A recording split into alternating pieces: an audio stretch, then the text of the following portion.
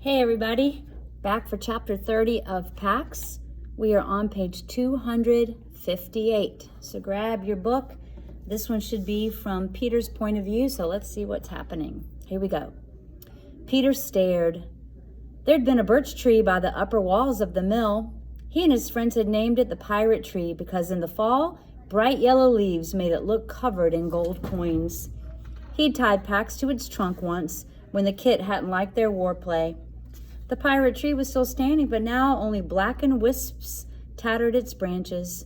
Nothing else except the mill itself was recognizable. All the trees in the lower field were gone, uprooted and blasted to splintered logs. Great patches of grasses around them were scorched to ash.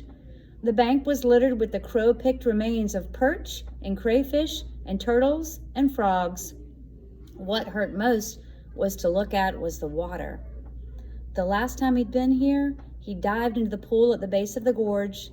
The water had been so sparkling and clear that he'd been able to see the pale green shafts of the reeds, the iridescent scales on the trout, and even, when he looked up, the sheer blue nets of dragonfly wings skimming the surface. Wow, they do a really good job of using the sensory details because it allows you to let your mind's eye get a good picture of what's going on. He might have been swimming through liquid diamonds. Now, muddy boulders clogged the river, and the pool was a dull brown ring. The broad flat of the river was half its usual breadth. Mud flats near the banks, caking to dry clay, smelled of death. The water was what the whole war was about. Peter remembered Vola asking him which side his father was fighting on. That's interesting. What are they talking about? The water was what the whole war was about. Peter had answered her, stunned that she would even have to ask. The right side, he'd added indignantly. Boy, Vola had said, and then boy again to make sure she had his attention. Do you think anyone in the history of this world ever set out to fight for the wrong side? The wind picked up and howled across the field, stirring eddies of ash. Peter tried to imagine playing here again. It'd be a long time before anyone would ever want to play here. Vultures, wheeling silently above him, were the only living things as far as he could see. With this much devastation, they must have been feasting for days. He watched them, paralyzed by the sadness of the scene. The closest two were circling a hemlock bough near the bank, probably judging the safety of returning to the meal he had interrupted. A meal that might be... Peter couldn't form the thought that he couldn't erase it, but he couldn't erase it either. If Pax had been here, he could be dead now. And if he was, the vultures would lead him to the proof. Hold on a second. Okay, Rebecca, make sure you stay with your assignments. I'll see you tomorrow, Rebecca. Okay. Tomorrow. Bye. Okay, sorry. Where was I? Oh man, where did I go?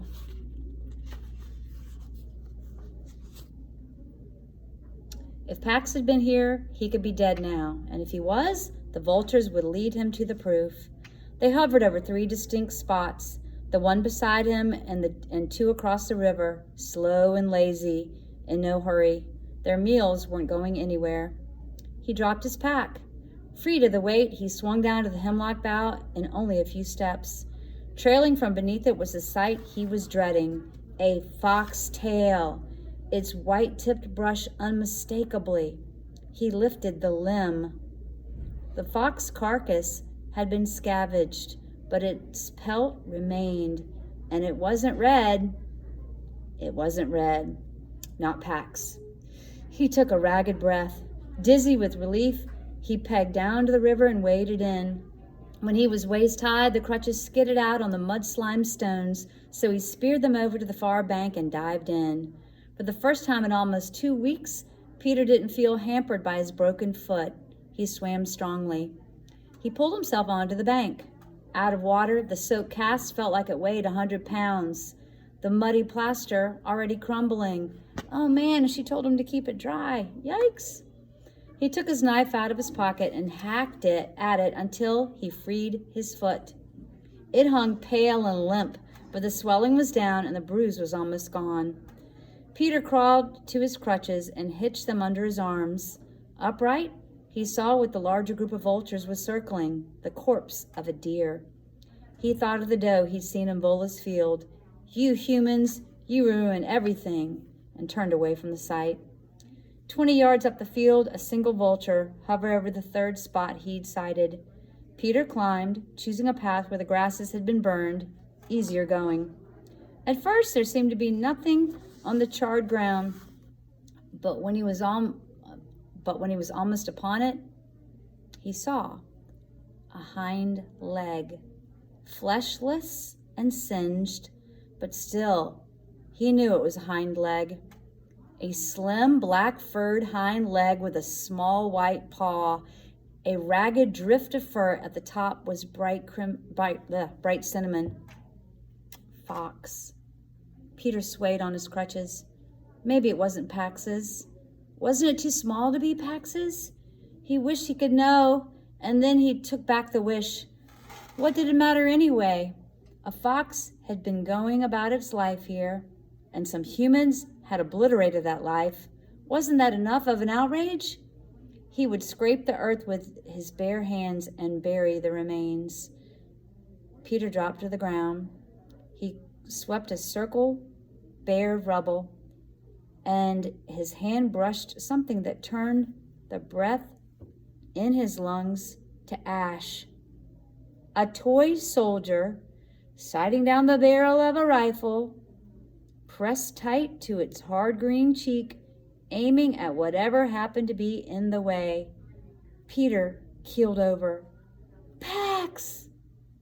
Oh, man. Is he going to keep the dream alive? Is he going to think that that leg was Pax's and he's dead? Or is he going to be renewed with hope that Pax is nearby? Gosh, we are getting super close to the end. Exciting book. Okay, till next time. See you later.